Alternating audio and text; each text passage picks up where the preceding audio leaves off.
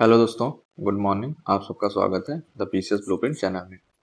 हम लोग NCERT series cover कर रहे थे और एनसीईआरटी सीरीज में हमने सबसे पहले सोनोलॉजी स्टार्ट किया था और जिसमें आज हमारा लास्ट टॉपिक है ओशन करेंट्स। ठीक है, तो ओशन करंट से पहले हम लोगों ने वेव पढ़ा है। इस चैप्टर में हम लोग टाइड्स के बारे में पढ़ा और उसके फीचर्स क्या होते हैं उस सबको हमने डिटेल में पढ़ लिया है। 2 क्लास उसके अपलोड हो गए, अगर नहीं देखे आप लोग तो देख लीजिए उसको। ठीक है, आज हम लोग कवर करना है ओशन करंट्स। ओशन करंट्स में हम लोग इसका कॉन्सेप्ट, पूरा कॉन्सेप्ट वाला पार्ट करेंगे। ठीक, और इसमें जो फैक्ट्स हैं कि कौन से ओशन में कौन से करंट्स पाई जाती हैं वो हम लोग करेंगे, या मैपिंग वाला पार्ट इसी को बोल सकते हैं, इसको हम लोग मैपिंग से करेंगे। ठीक, तो ये इंपॉर्टेंट है और यहाँ से क्वेश्चन जो है वो ट्रिकी बनते हैं और पूछे भी गए हैं यहाँ से क्वेश्चन। ठीक है, इसको हम लोग अच्छे से डिटेल में समझते हैं। ओशन करंट्स क्या होती हैं, कहाँ बहती हैं, कितने टाइप की होती हैं, क्या कॉजेज होते हैं ओशन करंट्स के बनने के। ठीक है, उसको हम लोग पूरा डिटेल में करेंगे।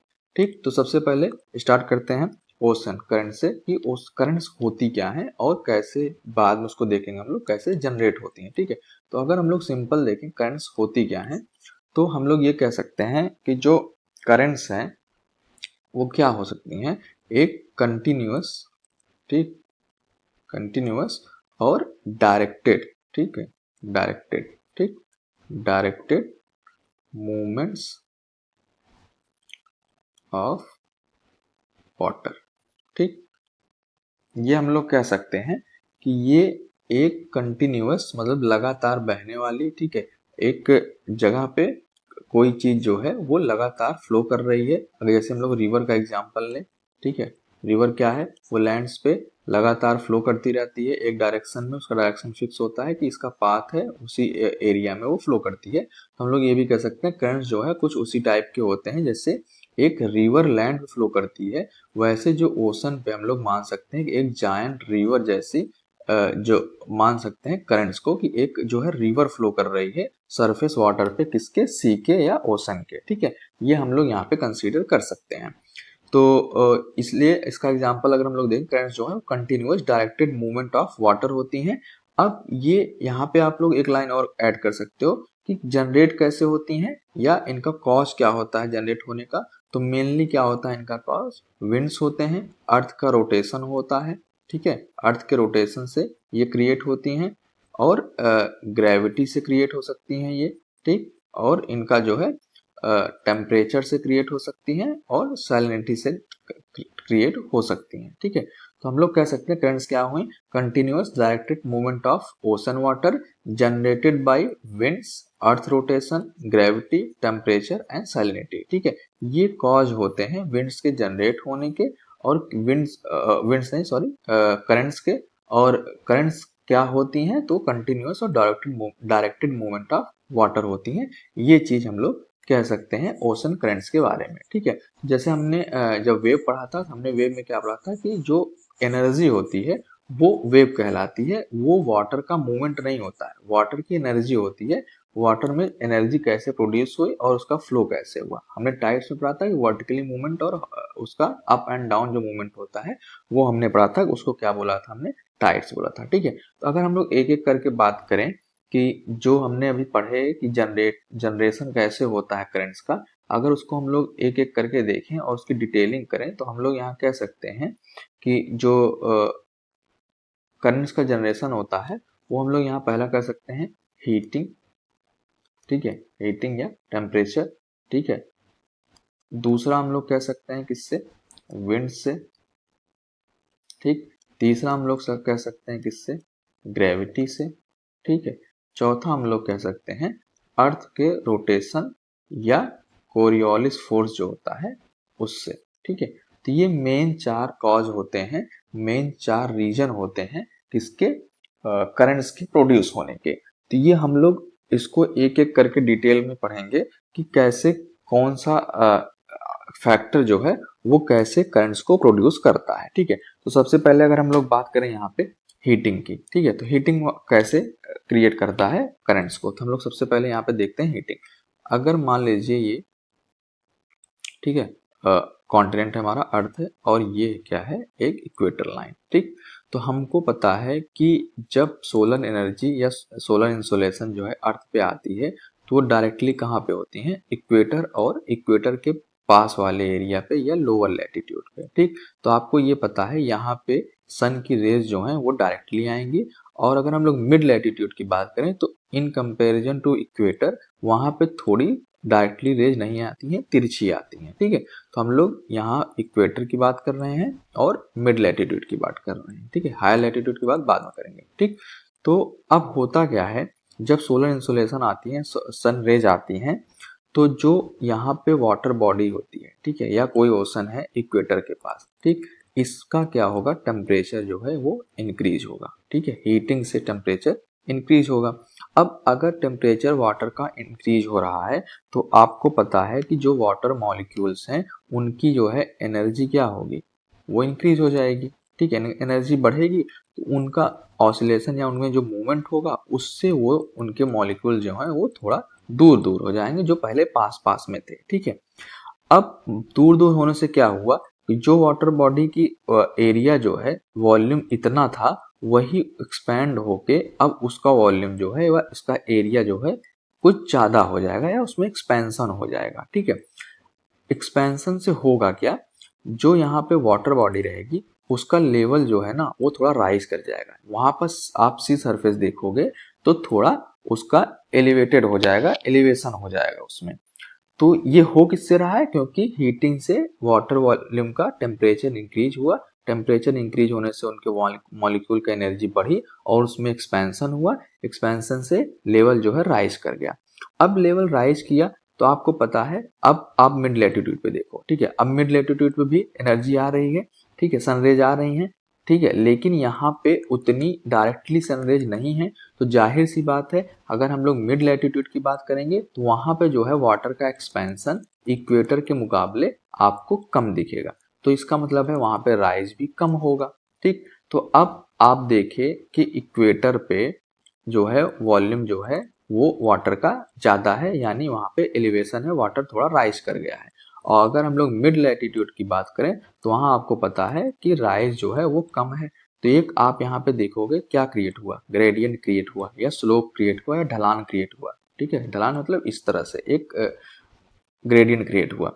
अब यहाँ पे हाई है लेवल, यहाँ पे लो लेवल है, तो वाटर का मूवमेंट किस तरफ होगा, इक्वेटर से मिड लैटिट्यूड की तरफ, ठीक। तो अब यहाँ से क्या क्रिएट हुआ, एक करंट्स क्रिएट हुए, ठीक है। अब जितनी वाटर बॉडी होंगी उनमें एक मूवमेंट स्टार्ट होगा हाई लेवल से लो लेवल की तरफ, क्योंकि यहाँ पे एक ग्रेडियंट क्रिएट हुआ और वो ग्रेडियंट क्या है, लो सी लेवल अपर राइज ज्यादा है या लो राइज है, ठीक है। तो ये इस तरीके से आपने देखा कि सोलर हीटिंग से हमने देखा कि कैसे एक ग्रेडियंट क्रिएट हुआ और ग्रेडियंट से जो है वो एक करंट क्रिएट हुई। तो इसलिए हम लोग पढ़ते हैं कि अगर आप यहाँ पे एग्जांपल समझो तो हम लोग इसलिए देखते हैं कि लिखा रहता है कि नियर द इक्वेटर, ठीक है, इक्वेटर के पास जो है वो सी लेवल जो है 8 सेंटीमीटर हायर होता है इन कंपेरिजन टू किसके, मिडिल लैटिट्यूड के, ठीक। तो अगर यहाँ पे आप देखें कि इस कॉन्सेप्ट से अगर यूपी पीसीएस क्वेश्चन पूछे तो किस टाइप के क्वेश्चन पूछ सकता है। तो यहाँ पे एक सिंपल क्वेश्चन अगर मैं बनाऊं तो यहाँ पे बन सकता है कि वाई इज ओशन वाटर, ठीक है, why is ocean water slightly higher near the equator, ठीक है। अब आपको इसको कमेंट करके आंसर बताना है कि क्यों रीजन से होता है, जो मैंने अभी ऊपर समझाया सेम वही रीजन है, आपको कमेंट करके बताना है क्या होता है, ठीक है। तो ये आपको याद रखना है कि नियर इक्वेटर जो है 8 सेंटीमीटर जो है हायर होता है सी लेवल किसके, मिडिल लैटिट्यूड के, ठीक है। तो ये तो बात हो गई, एक रीजन हो गया सोलर हीटिंग से कैसे ओशन करंट जो है जनरेट होती है, ठीक। सेकेंड हमने क्या बात किया था, विंड से भी जो है करंट जो है वो जनरेट होती हैं। हमने विंड से पढ़ा था जब हम लोग वेव वाला पार्ट कर रहे थे, तो हमने पढ़ा था कि जब विंड चलती है तो वो वाटर सरफेस के क्या क्रिएट करती है, फ्रिक्शन क्रिएट करती है, ठीक। अब फ्रिक्शन से क्या होगा, वाटर सीधा सिंपल बात है, अगर कोई हवा इस डायरेक्शन में चल रही है तो यहाँ का जो वाटर कंटेंट है वो मूव करके यहाँ पे आ जाएगा, ठीक। तो यहाँ पे क्या हुआ, एक करंट जनरेट हुई, ठीक है, किसकी वजह से, विंड्स की वजह से। विंड से क्यों जनरेट हुई, क्योंकि उस पर फ्रिक्शन एनर्जी जो है, फ्रिक्शन की वजह से वाटर का मूवमेंट हुआ एक जगह से दूसरी जगह पे। अब वाटर का मूवमेंट हुआ तो वाटर जो है यहाँ पे आप देखोगे इस साइड जो है इकट्ठा हो जाएगा, और कंटिन्यू अगर वाटर हवा चलती रहेगी तो यहाँ पे वाटर जो है आके इकट्ठा होता रहेगा और यहाँ पे अपवेलिंग होती रहेगी। ठीक, ये पार्ट आपको पता है। अब इससे क्या होता है कि जो अगर हम लोग इसको एक कॉन्टिनेंट पे देखें अपने, तो जो ट्रेड विंड्स होती हैं, ठीक, कौन सी wind? Trade winds. Trade winds क्या होती हैं? जब हम लोग क्लाइमेटोलॉजी वाला चैप्टर पढ़ेंगे तब मैं वहां आपको बताऊंगा ट्रेड विंड्स क्या होती हैं। जो ट्रेड विंड्स होती हैं, अभी हम लोग एग्जांपल के तौर पे यहाँ पर समझने के लिए देख लेते हैं। तो जो ट्रेड विंड्स होती हैं वो फ्रिक्शन जो क्रिएट करती हैं, उससे क्या होता है, जो इक्वेटर का वाटर है ना, वो पुश होके वेस्टवर्ड साइड मूवमेंट हो जाता है उसका। ठीक, ये बस आप भी इतना याद कर लो, इमेजिनेशन इसका जब हम लोग क्लाइमेटोलॉजी वाला चैप्टर करेंगे तब मैं कराऊंगा, या अभी हम लोग जब मैपिंग वाला पार्ट करेंगे तब मैं ये चीज आपको समझाऊंगा। अभी आप यहाँ पे ये बात बस नोट कर लो कि ट्रेड विंड्स की वजह से इक्वेटर से वेस्टवर्ड साइड पुश हो जाता है वाटर। और अगर हम लोग ऐसे वेस्टर्लीज की बात करें, वेस्टर्लीज, ठीक है, वेस्टर्लीज कहाँ पे ब्लो करती हैं? 30 डिग्री से 60 डिग्री लैटिट्यूड पे। ठीक है, तो इससे क्या होता है, ये वाटर को किस साइड पुश करता है? ये ईस्टवर्ड साइड पुश करता है। ठीक, इसको हम लोग जब मैपिंग वाला पार्ट करेंगे तो वहां पे इमेजिन करवाऊंगा मैं आपको कैसे ये होता है। ठीक, तो ये यहाँ पे हम लोग समझ सकते हैं कि विंड से कैसे वाटर करंट प्रोड्यूस होती है। ठीक, इसके बाद तीसरा पार्ट था हमारा क्या? ग्रेविटी। ठीक, ग्रेविटी क्या होती है सबको पता है कि कोई मास ऑब्जेक्ट है उसको नीचे की तरफ पुल करती है, वो ग्रेविटी होती है। अब हमने देखा विंड मान लो यहाँ से चली और यहाँ पे वाटर को पाइल अप कर दिया। अब लेकिन यहाँ पे हमने देखा है कहीं एक ही जगह पे वाटर जो है इकट्ठा नहीं होता है। क्यों नहीं होता है? क्योंकि ग्रेविटी जो है उसको नीचे की तरफ पुल कर लेती है। ठीक, तो ये बैलेंसिंग फोर्स की तरह काम करती है ग्रेविटी। ये जो पाइल्ड अप वाटर होता है इसको नीचे की तरफ पुश करके, और स्लोप एक क्रिएट होता है, तो हायर से लो की तरफ स्लोप क्रिएट होता है, तो यहाँ पे ग्रेविटी इसको पुल कर लेती है। तो एक करंट जो है वो नीचे की तरफ चली, किसकी वजह से? ग्रेविटी की वजह से। ठीक, उसके बाद चौथा पार्ट हमने क्या देखा था? Coriolis force. ठीक है, सबसे इंपॉर्टेंट और सबसे ज्यादा ट्रिकी जो है वो कोरियोलिस फोर्स होता है। कोरियोलिस फोर्स क्यों लगता है हमको पता है, ये अर्थ के रोटेशन से। ठीक, अब इसको समझते हैं हम लोग कोरियोलिस फोर्स कैसे काम करता है। ठीक, अगर हम लोग चौथा पॉइंट बात करें कोरियोलिस फोर्स का, तो अब कोरियोलिस फोर्स क्या होता है? ये डिफ्लेक्ट करता है किसको? वाटर को। वाटर को क्या करता है? ये डिफ्लेक्ट करता है। ठीक, डिफ्लेक्ट करना मतलब क्या? अगर वाटर ऐसे चल रहा है, ठीक है, मूवमेंट हो रहा है, तो या तो ये इसको राइट साइड डिफ्लेक्ट कर देगा, ठीक है, या तो ये इसको लेफ्ट साइड डिफ्लेक्ट कर देगा। ठीक, या तो क्लॉकवाइज डिफ्लेक्ट कर देगा या तो एंटी क्लॉकवाइज डिफ्लेक्ट कर देगा। ठीक, तो इसको क्या बोलते हैं? Deflection of water. ये क्यों होता है? ये अर्थ के रोटेशन से होता है। अर्थ के रोटेशन से एक कोरियोलिस फोर्स जो है काम करता है, और उस कोरियोलिस फोर्स की वजह से डिफ्लेक्शन होता है किसमें? वाटर में। ठीक, तो अगर हम लोग ये कॉन्टिनेंट की बात करें, ठीक, तो यहाँ पे एक सेकेंड,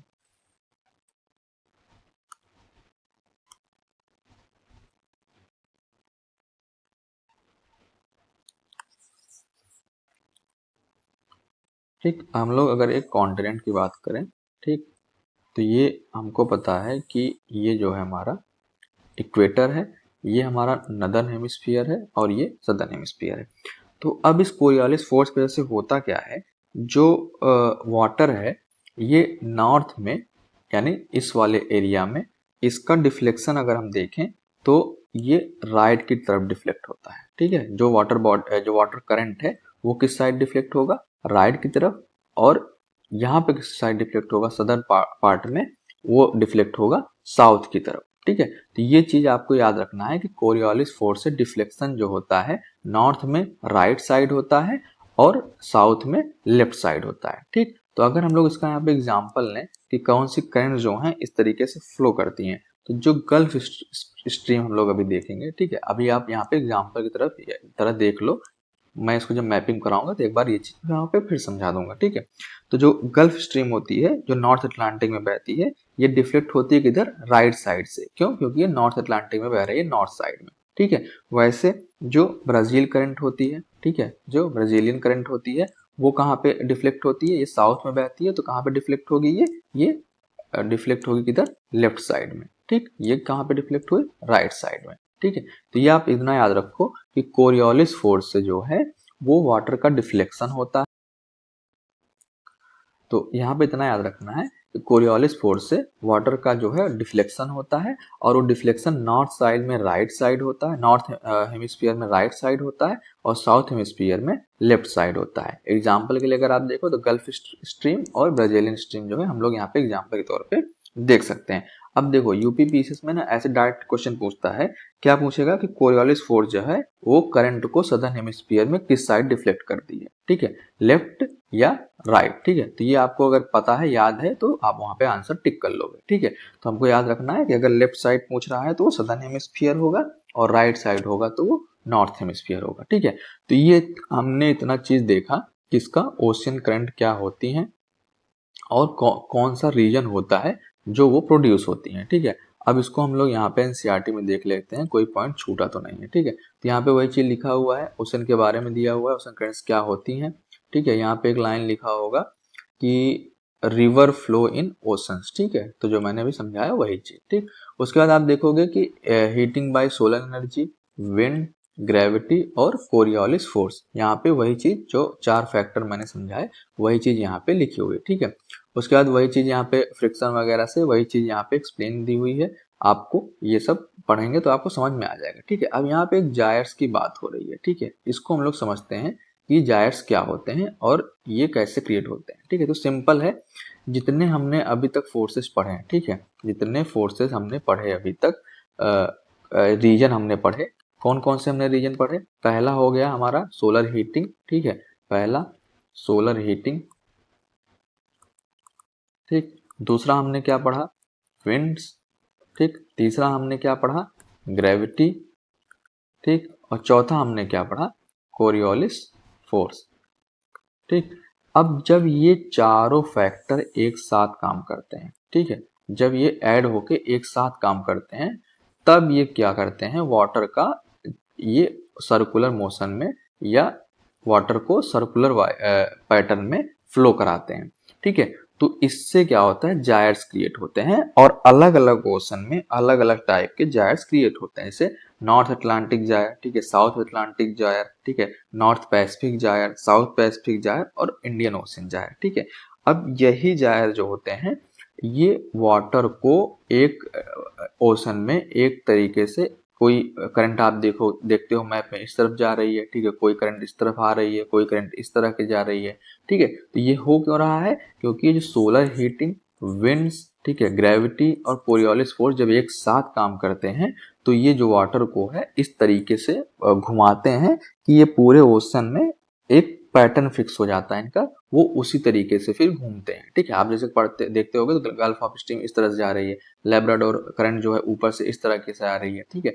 तो वो इन्हीं वजह से, किसकी वजह से होता है, ये जायर्स की वजह से जो क्रिएट होता है, जायर्स क्रिएट होते हैं, वो सर्कुलर पैटर्न में करंट को प्रोड्यूस करते हैं, ठीक है। Large circular currents in all the ocean basin, जैसे मैंने बताया ना, नॉर्थ अटलांटिक जायर बनते हैं, ठीक है, साउथ अटलांटिक जायर बनते हैं, ठीक। तो जायर कुछ नहीं है, जब चारों फैक्टर जो है एक साथ काम करने लगते हैं तब वहां पे क्या क्रिएट होता है, जायर क्रिएट होता है, ठीक। उसके बाद यहाँ पे ये जो डेंसिटी वाला कॉन्सेप्ट दिया हुआ है, ये हम सेम कॉन्सेप्ट है जो हमने पहले चैप्टर में जब हम लोग सैलिनिटी वाला कॉन्सेप्ट पढ़े थे, तो जो मैंने वहां पे समझाया था कैसे वाटर सिंक करता है, कौन सा हायर डेंसिटी वाटर या लो डेंसिटी वाटर कौन सिंक करता है, कौन ऊपर रहता है, वही सेम कॉन्सेप्ट जो है यहाँ पे दिया गया है, ठीक है। अब अगर यहाँ पे अगर कुछ लाइंस का इंपॉर्टेंस देखें तो कौन सी लाइन यहाँ पे इंपॉर्टेंट हो सकती है, तो सबसे पहले तो आपको ये वाली लाइन मार्क करनी है कि near the equator the ocean water is about 8 centimetre higher in level than the middle latitudes, ठीक है। इसका रीजन आपको पता है, मैंने भी बता दिया, ठीक।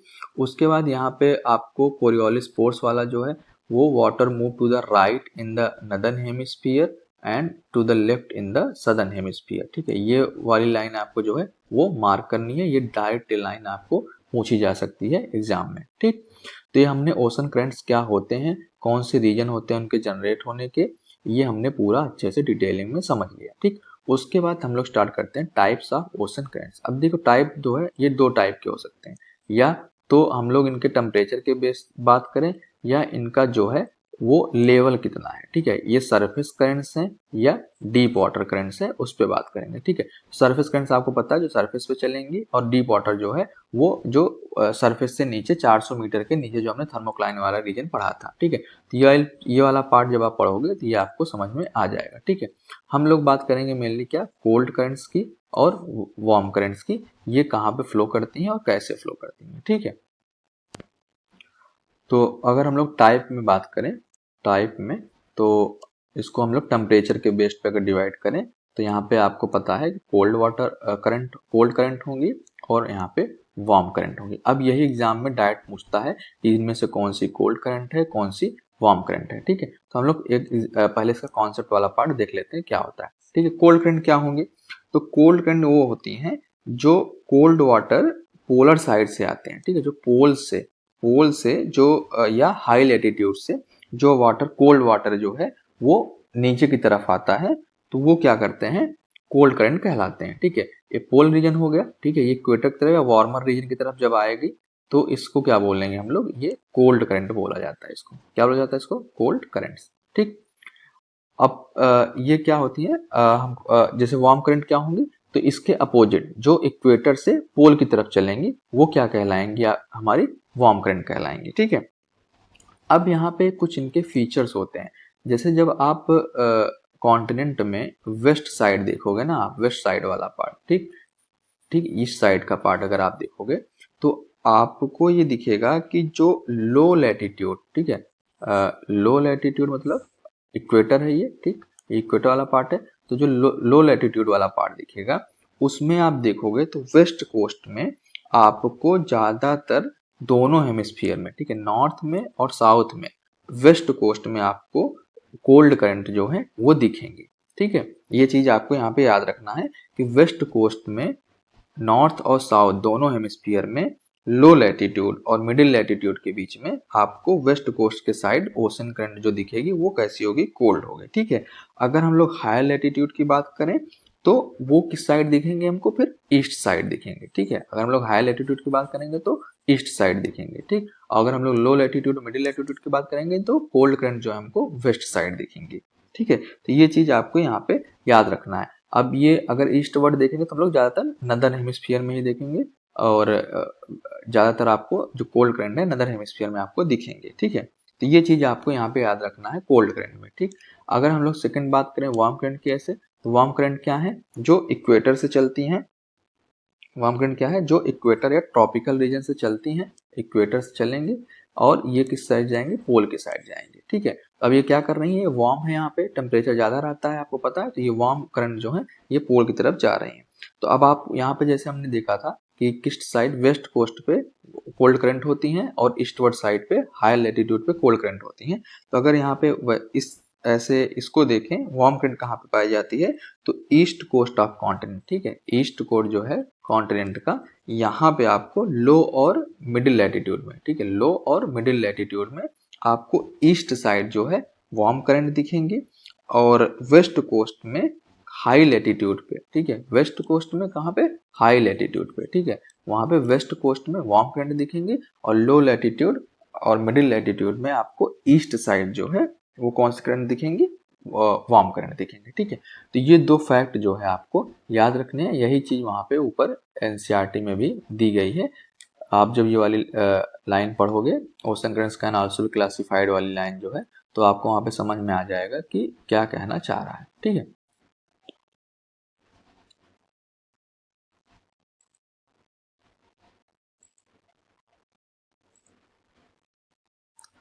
तो यहाँ पे आप पढ़ोगे तो यहाँ पे यही चीज दिया हुआ है कि on the east coast is the high latitude the northern hemisphere, ठीक है। वार्म करंट जो है brings warm water into cold water area and are usually observed in the east coast of continents in the low and middle latitude, and in the northern hemisphere they are found on the west coast of continent high latitude, ठीक है। तो ये चीज आपको याद होनी चाहिए, एक फैक्ट है ये, यहाँ पे आप इसको स्टार मार्क कर लीजिएगा, ये डायरेक्टली जो है आपको यहाँ से एग्जाम में लाइन उठा के पूछ सकता है, ठीक है।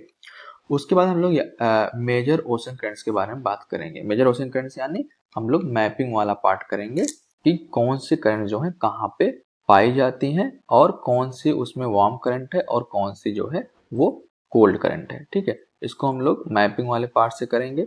तो हम लोग एक यहाँ पे मैप ले लेते हैं, ठीक। और एक एक करके मैं आपको लिस्टिंग कराता जाऊंगा। सबसे पहले हम लिस्टिंग करते हैं, फिर एनसीईआरटी वाले मैप से, और उसके बाद इस वाले मैप से हम लोग एक एक करके इसको कंसीडर कर लेंगे, ठीक है। तो हम लोग देखते हैं। सबसे पहले मैं आपको एक बेसिक जानकारी दे दूं। सबको पता होना चाहिए कि ओशन कौन से कौन होते हैं, ठीक है। तो ये आपको पता है, ये जो आपको दिख रहा है पूरा एस शेप का जो हम बोलते हैं, ये कौन सा अटलांटिक ओशियन है। अटलांटिक में ये नॉर्थ हो गया, ये साउथ हो गया, ठीक है। ये हमारा क्या हो गया, पैसिफिक ओशियन हो गया। ये हमारा क्या हो गया, इंडियन ओशन हो गया, ठीक है। पैसिफिक ओशन हो गया। इस पे हम लोग बात करेंगे कौन से ओशन में कहाँ से कौन से करंट पाई जाती है, ठीक है। मेनली हम लोग यहाँ पे बात कर रहे हैं, ठीक है। तो हम आप लोग क्या करिएगा, मैं आपको सबसे पहले यहाँ पे लिस्टिंग करा दे रहा हूँ कौन से करंट कहाँ पे पाई जाती है। सबसे पहले आप इसको नोट कर लीजिए। हम लोग यहाँ पे क्या बात कर रहे हैं, अटलांटिक ओशन में कौन सा, नॉर्थ वाला, ठीक है। नॉर्थ अटलांटिक ओशियन में हम लोग एक तरफ लिखेंगे वार्म करंट, ठीक, और दूसरी तरफ हम लोग लिखेंगे कौन सा, कोल्ड करंट, ठीक है। तो इसको आप यहाँ पे नोट करते जाइएगा, ठीक है। तो हम लोग मैपिंग इसको बाद में देख लेंगे, पहले आप नोट कर लो, ठीक है। तो यहाँ पे आप लोग एक देख सकते हो नॉर्थ इक्वेटोरियल करंट, ठीक है, नॉर्थ इक्वेटोरियल करंट, ठीक। सेकंड यहाँ पे कौन सी है, फ्लोरिडा करंट, ठीक, सेकंड फ्लोरिडा करंट, ठीक। थर्ड का क्या है, गल्फ स्ट्रीम, थर्ड क्या है, गल्फ स्ट्रीम, या इसे क्या बोलते हैं, blanket of Europe, blanket of Europe, ठीक। उसके बाद फोर्थ, ठीक है। चौथा कौन सी करंट है, चौथा हमारा हो जाएगा नॉर्थ अटलांटिक करंट, ठीक, नॉर्थ अटलांटिक करंट, ठीक। पांचवा कौन सा हो जाएगा हमारा, नॉर्वेजियन करंट, ठीक है, नॉर्वेजियन करंट, ठीक है। इसको हम लोग क्या ये कहाँ पे होती है, ये आर्कटिक ओशियन में होती है। यहाँ पे आप याद कर लो, ठीक है। ये कौन सी, आर्कटिक ओशियन में, ठीक है। उसके बाद हम लोग यहाँ पे कोल्ड करंट भी लिख लेते हैं इसी तरीके से, ठीक है। कोल्ड करंट में सबसे पहले क्या हो जाएगा, हमको पता है कैनरी करंट सबसे इम्पोर्टेंट, कई बार पूछा गया एग्जाम में, ठीक है। कैनरी करंट, ठीक, या इसे क्या बोलते हैं, इसे क्या बोलते हैं, सहारा करंट, ठीक है, इसे क्या बोलते हैं, सहारा करंट। उसके बाद ग्रीनलैंड करंट, ठीक है, ग्रीनलैंड, ठीक है। ये आर्कटिक और अटलांटिक दोनों में है, ठीक है, ये चीज याद रखना है आपको। और थर्ड यहाँ पे कौन सा है, लेब्राडोर करंट। ये हमारे क्या हो गए, Atlantic ocean, north Atlantic ocean में वार्म और कोल्ड करंट जो होती हैं वो हमने यहाँ पे देख लिया, ठीक है। इसी तरीके से हम लोग देख लेते हैं साउथ अटलांटिक ओशियन में कौन कौन सी पाई जाती है, ठीक है, साउथ में, ठीक। तो यहाँ पे हम लोग नोट कर लेते हैं वार्म करंट, यहाँ पे नोट कर लेते हैं कोल्ड करंट, ठीक। सबसे पहले कौन सा हो जाएगा यहाँ पे, साउथ इक्वेटोरियल करंट, ठीक। सेकंड क्या हो जाएगा यहाँ पे, सबसे इंपॉर्टेंट ब्राजील करंट, ठीक। कोल्ड में बात करें अगर यहाँ पे तो फॉकलैंड, ठीक, फॉकलैंड। उसके बाद सेकंड क्या हो जाएगा, वेस्ट विंड ड्रिफ्ट, ठीक। थर्ड हम लोग बात करें अगर तो सबसे इंपॉर्टेंट वेनेजुएला करंट, ठीक। यहाँ पे कौन सा, वेनेजुएला करंट, या इसी को कालाहारी या ये कहाँ पे पाया जाता है, कालाहारी नामीबिया डिजर्ट जहाँ पे है वहाँ पे ये पाया जाता है, ठीक है। तो ये हमारा क्या हो गया, अटलांटिक ओशन के करंट हो गए, ठीक है। उसी तरीके से हम लोग पैसिफिक ओशियन के देख लेते हैं,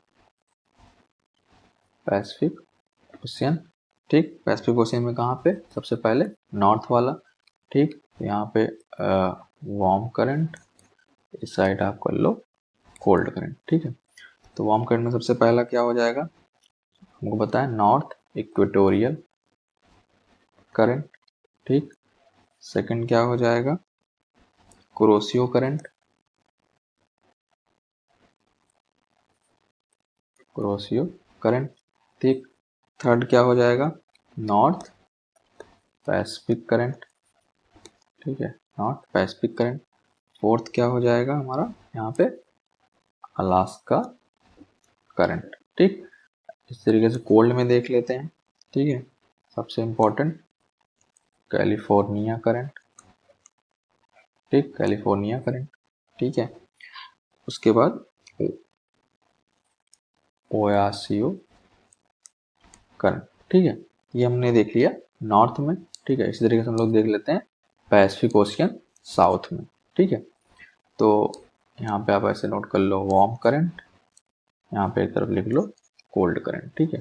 तो पहला सबसे पहला क्या हो जाएगा, साउथ इक्वेटोरियल करंट, ठीक। सेकंड क्या हो जाएगा हमारा यहाँ पे, ईस्ट ऑस्ट्रेलियन करंट, ठीक। कोल्ड की बात करें अगर तो वेस्ट विंड ड्रिफ्ट, ठीक। सेकंड क्या हो जाएगा, सॉरी, सेकंड क्या हो जाएगा हमारा पेरू करंट, ठीक। इसको क्या बोलते हैं, हमबोल्ट करंट, ठीक है। सबसे इंपॉर्टेंट कहाँ पे, जहाँ इसके बगल में क्या पाया जाता है, अटकामा डेजर्ट, ठीक। ये आपको याद रखना है, अटकामा डेजर्ट। उसके बाद इंडियन ओशन में बात कर लेते हैं, इंडियन ओशन, ठीक है। इंडियन ओशन में वार्म और कोल्ड, ठीक।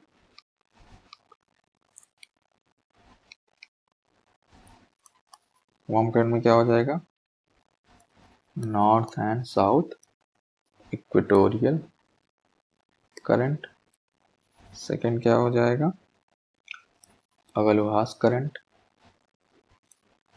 कोल्ड करंट में बात करें अगर सबसे पहला तो वेस्ट ऑस्ट्रेलियन करंट, ठीक है। सेकंड क्या हो जाएगा हमारा,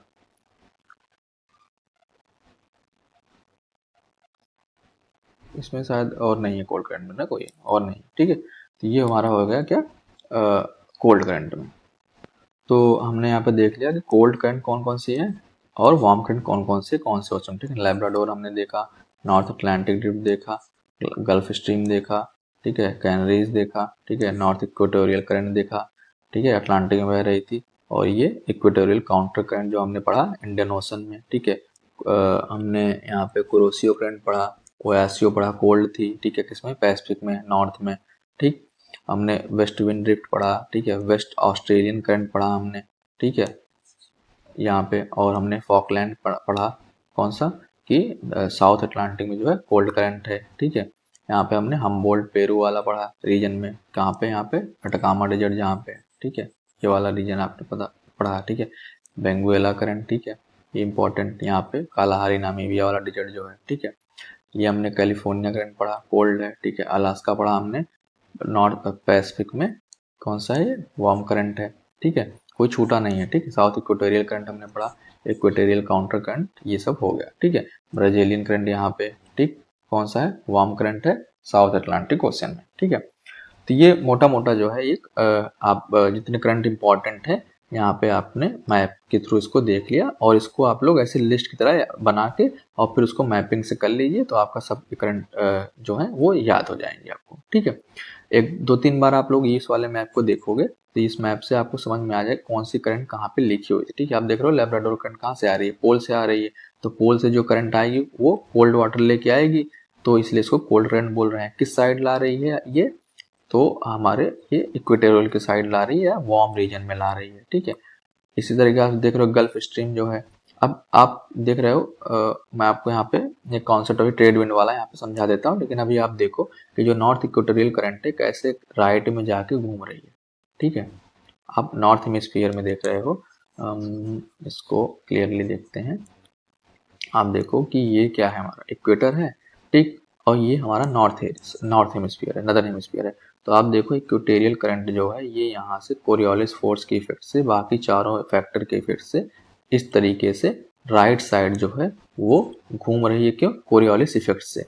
अब आप यहाँ पे लेफ्ट साइड में देखो अगर, तो ये जो सारी करंट है यहाँ पे आपको किधर दिख रही है, ठीक है, ऐसे किधर घूमती हुई दिख रही है आपको, सॉरी यहाँ पे राइट साइड में घूम रही है, और यहाँ पे किधर तो घूम रही है, यहाँ पे लेफ्ट साइड घूमती हुई आपको दिख रही है, क्यों? कोरियोलिस इफेक्ट की वजह से, ठीक है।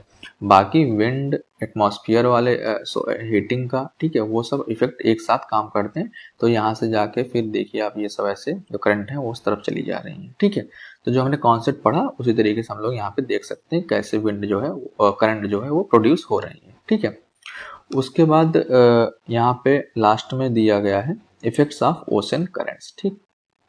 अब हम लोग उसको देख लेते हैं कि ओशन करेंट्स का इफेक्ट क्या होता है। इसमें सब आप लोग ये पढ़ोगे तो आपको समझ में आ जाएगा, इसमें इतना कुछ खास नहीं दिया हुआ है, ठीक है। यहाँ पे सबसे इम्पोर्टेंट लाइन यहाँ पे ये है कि the mixing of warm and cold currents help to replenish the oxygen and favour the growth of planktons, the primary food for fish population.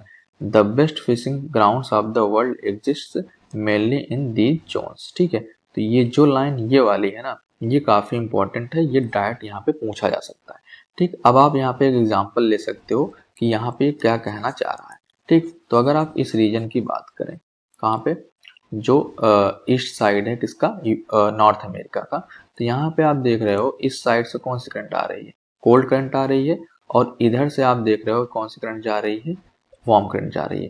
तो ये एक रीजन क्या हुआ, यहाँ पे मिक्सिंग ऑफ वाटर हो रहा है, एक तरफ से कोल्ड वाटर का और एक तरफ से वार्म वाटर का। अब यही चीज यहाँ पे लिखा हुआ है, जहाँ पे कोल्ड और वार्म वाटर करंट मिलती हैं वहाँ पे जो रिप्लेनिश होता है वाटर, वहाँ से ऑक्सीजन जो है अच्छा होता है, और यहाँ पे किसका ग्रोथ होता है, प्लैंक्टन्स का, ठीक। प्लैंक्टन्स क्या होते हैं, स्मॉल जो है ऑर्गेनिज्म होते हैं जो फोटोसिंथेसिस करते हैं ओशन में, ठीक है। ये दो टाइप के होते हैं, जू और फाइटो, ठीक है। तो फाइटो वाले क्या करेंगे, ये फोटोसिंथेसिस करेंगे, और फाइटो वाले कौन खाएंगे, जो प्लैंक्टन्स खाएंगे, ठीक। तो यहाँ पे जो है प्लैंक्टन्स की जो ग्रोथ है वो काफी अच्छी होती है इस वाले रीजन में, जहाँ पे कोल्ड करंट और वार्म करंट आके मिलती हैं, ठीक है। तो ये पूरा पार्ट जो है हमारा ओशन करंट का यहाँ पे कंप्लीट होता है, ठीक है। इसको आप लोग रीड करिएगा, इसमें कुछ ऐसा खास नहीं है जो आपको ना समझ में आए, ठीक है। बाकी इसमें एक दो कॉन्सेप्ट हैं जो हो सकता है अभी आपको दिक्कत करें, जैसे ट्रेड विंड वाले कॉन्सेप्ट और वेस्टर्लीज वाले कॉन्सेप्ट। कौन सा, एक ट्रेड विंड का कॉन्सेप्ट, ठीक, और एक वेस्टर्लीज का। जब वो हम लोग क्लाइमेटोलॉजी पढ़ेंगे तो उसको हम लोग और अच्छे से वहाँ पढ़ेंगे, तो आपको वो चीज़ भी यहाँ पे क्लियर हो जाएगी। फिलहाल आप लोग उसको एग्जाम्पल याद करके अभी उतने पे छोड़ दीजिएगा, ठीक है। तो हमारा यहाँ पे ओशनोलॉजी जो है पूरा एनसीईआरटी से कंप्लीट हो गया है। अब आपको पता है एनसीईआरटी से इसको एक बार रीड करिएगा, जो कॉन्सेप्ट ना समझ में आए, लाइन ना समझ में आए, उसको मैसेज करके बताइएगा, और घटना चक्र से इसको पूरा का पूरा आप कवर कर लीजिए अगर अभी तक नहीं किए हैं तो, ठीक है। सारे क्वेश्चन जो इसको सॉल्व करिए, और जो क्वेश्चन नहीं सॉल्व हो रहे हैं उसको यहाँ पे कमेंट करके बता दीजिए या टेलीग्राम पे मैसेज कर दीजिए, तो वहाँ आपका वो सोल्यूशन दे दिया जाएगा, ठीक है। तो इसको रिवाइज करिए, और हम लोग अब स्टार्ट करेंगे अगला चैप्टर जो है क्लाइमेटोलॉजी, ठीक है। तो मिलते हैं आपको वहीं अगली वीडियो में।